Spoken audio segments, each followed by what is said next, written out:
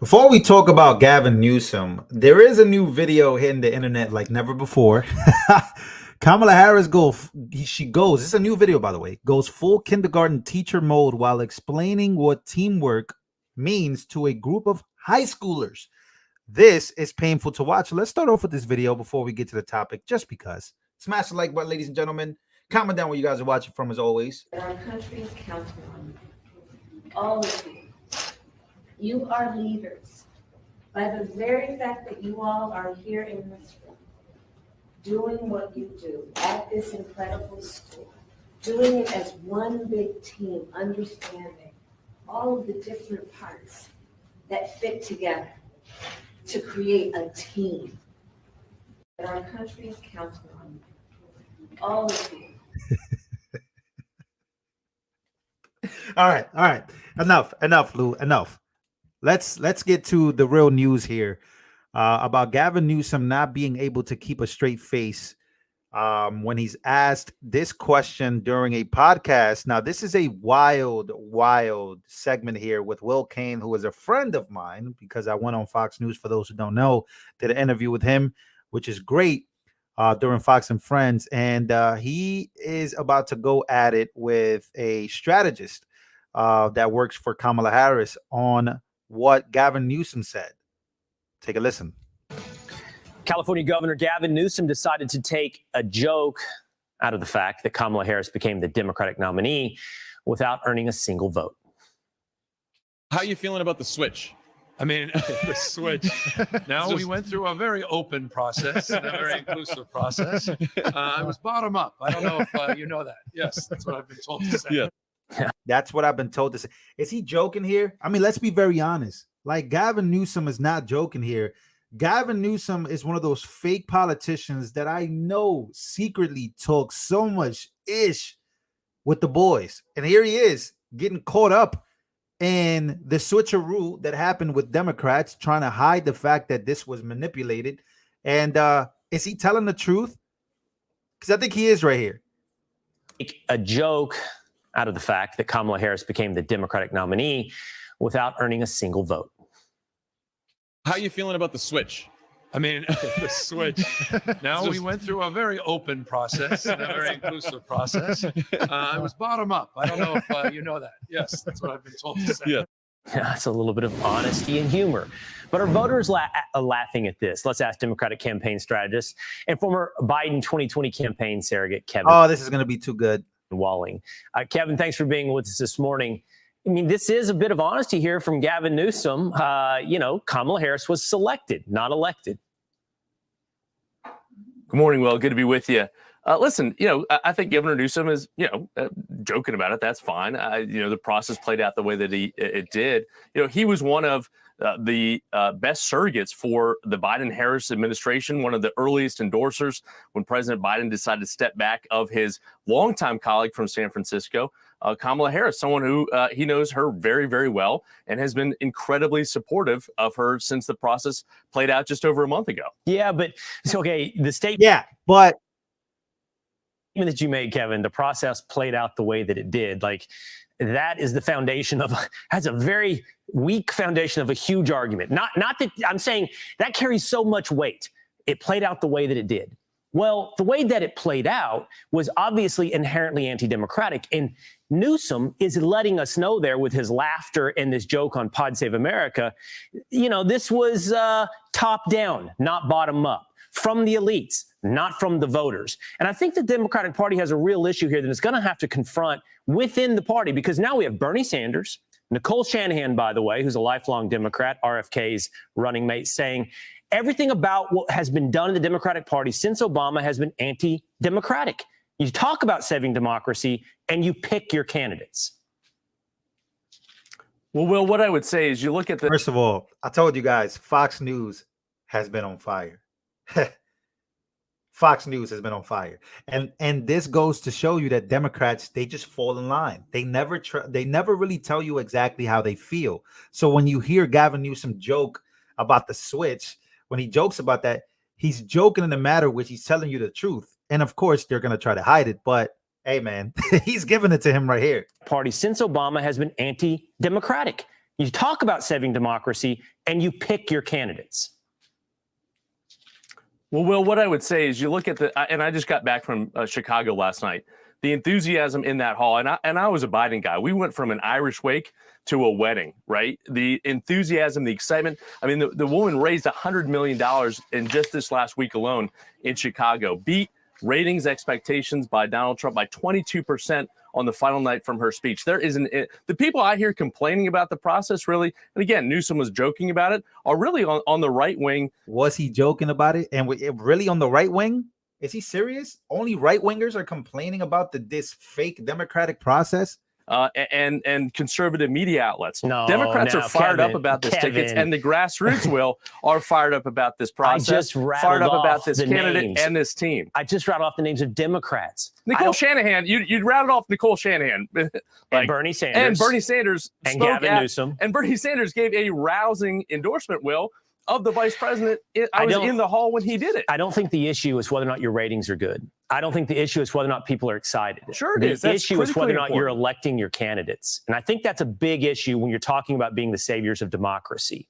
I think it's a big issue on whether or not you actually let the voters pick who represents your party, or you let the donors, to your point, pick because of how much they've given to the Democratic Party. I think it's fine if that's how you want to run your party, but don't run out here saying you're the savior of democracy. And billionaires. Damn, Will Kane. We're talking about grassroots support, Will. Grassroots support that Democrats are picked fired up Kamala Harris about as your this ticket. Democratic nominee? That's grassroots support. Our delegates did, and our delegates are elected by the grassroots in party primaries. Kevin, She has majority support. Well, I'm again, just trying to see through the this camera process if is you already really have a straight adjudicated. face If you while want you're to saying complain about this. this process, Oh, this segment is underrated. This segment is so underrated. This is so good. Look at what he does it. and our delegates are elected by the grassroots in party primaries. Kevin, She has majority support. Well, I'm again, just trying to see through the this camera process if is you already really have a straight adjudicated. face If you while want to you're saying complain about this. this process, I'm just trying to see if you Well, really if you have a want to complain straight about face. this process, that's fine. We're moving forward. Okay. Last question for you. You're making an effect argument versus a process argument. Hey, it's working. Everybody's excited. Okay, just not exactly the democratic process.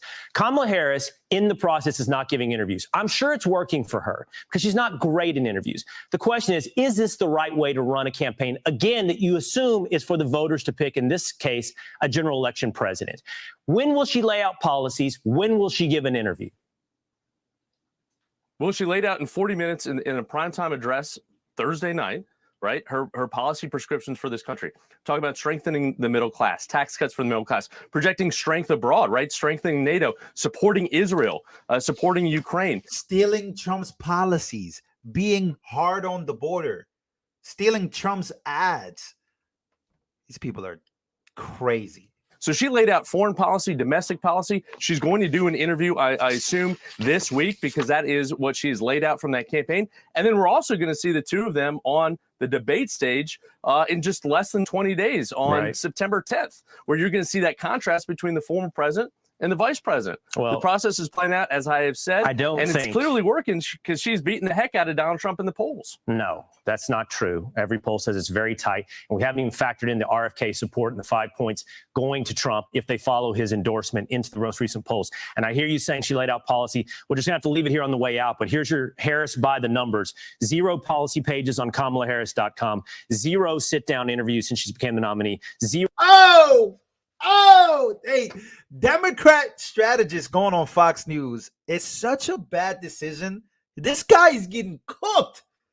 He's getting framed. Saying she laid out policy. We're just going to have to leave it here on the way out. But here's your Harris by the numbers.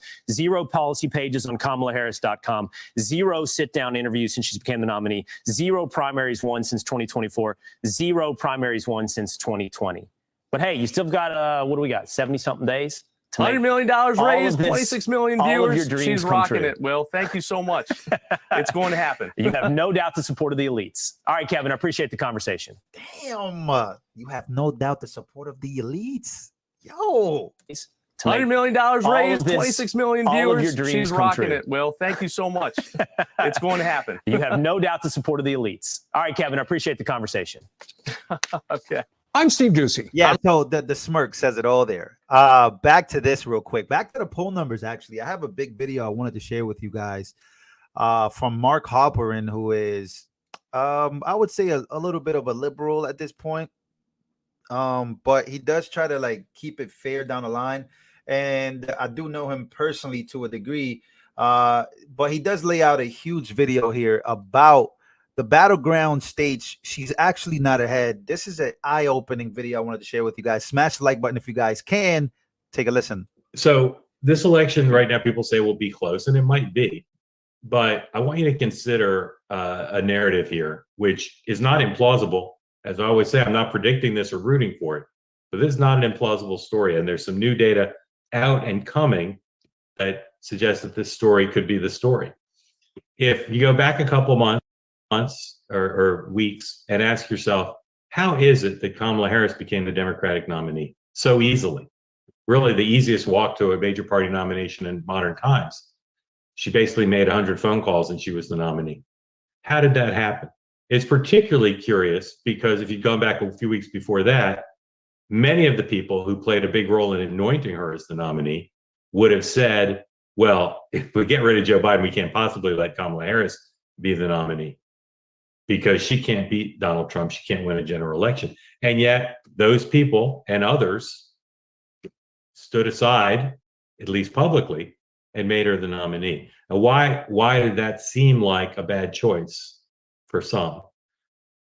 Besides the fact of her history of, as vice president and as a presidential candidate, not being particularly good at managing her staff, not being particularly good under pressure, not being particularly good at taking tough positions and sticking with them, not being particularly good at explaining herself.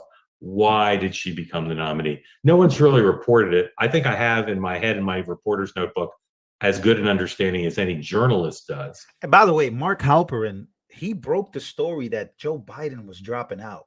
So this guy is very credible with his insights on both sides. Both sides listen to him. He does shows with Midas Touch. He does shows with he does shows with the people that mostly hate Trump. So for him to be saying this is actually pretty shocking. But there's a lot to that story.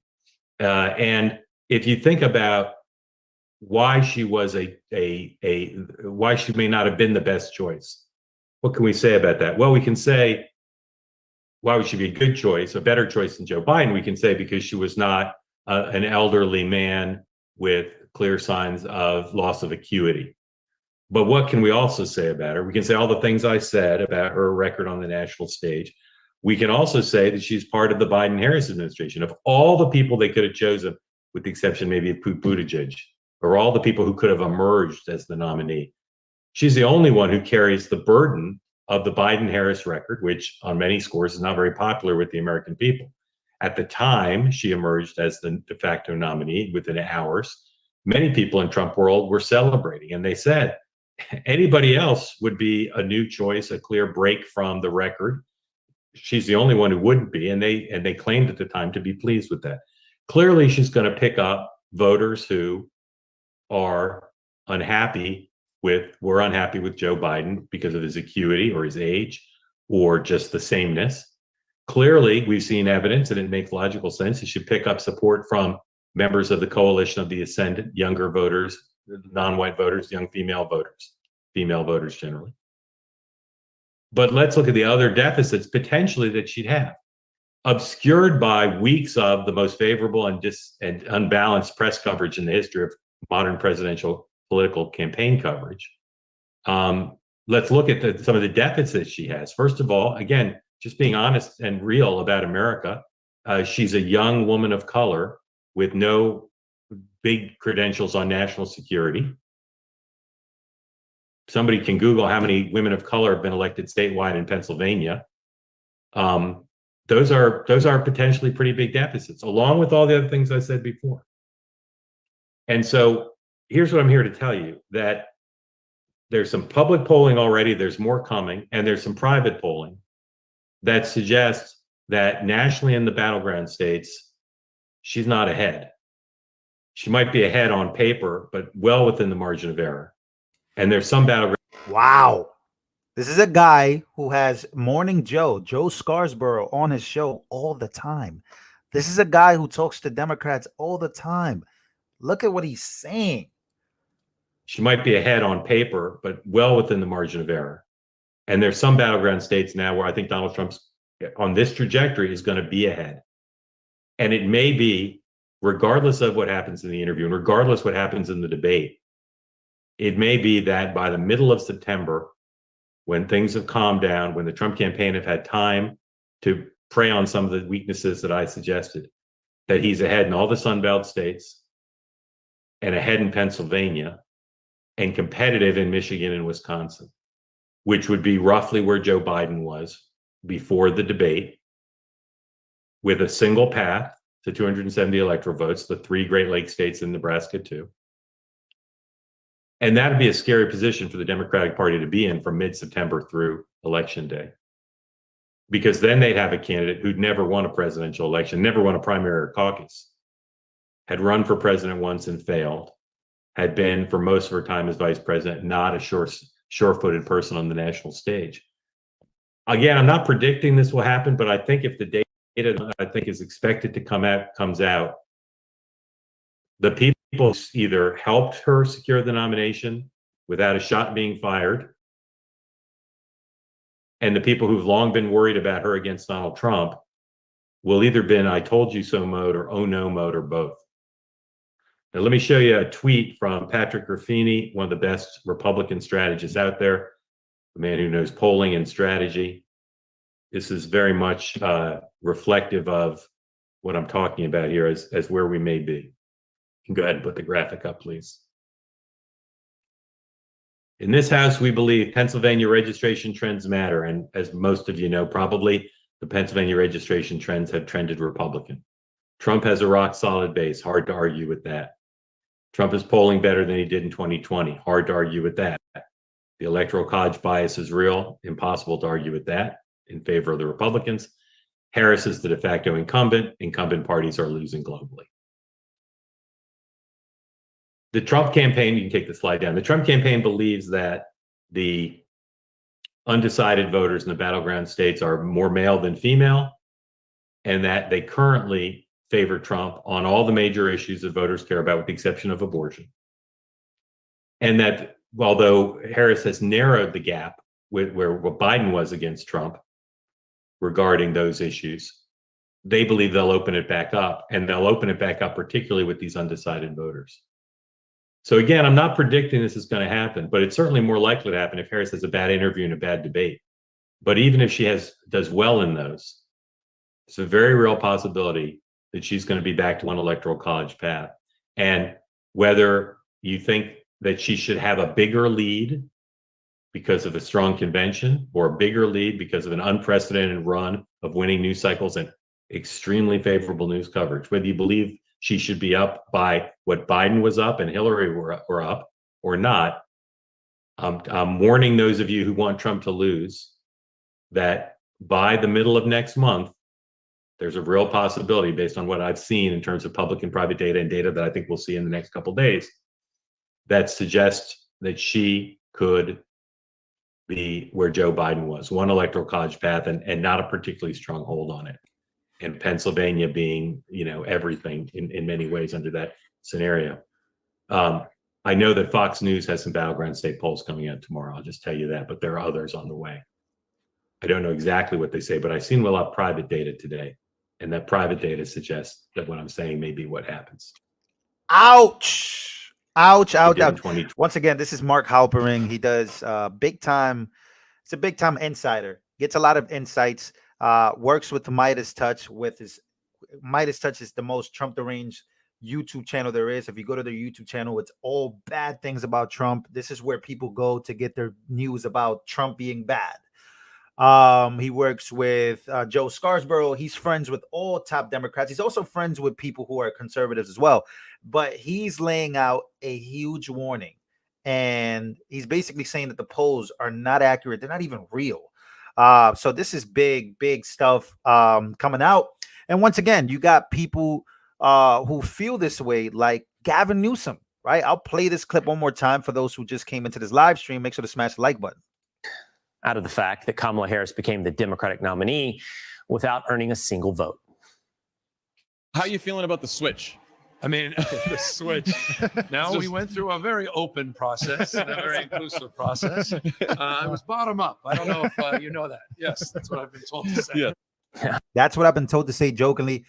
How does Gavin Newsom really feel? That's the big question. Make sure to smash the like button, ladies and gentlemen. Let me know what you think about all of the news coming out. It's getting heated. It's getting big. The debate will be coming up next month.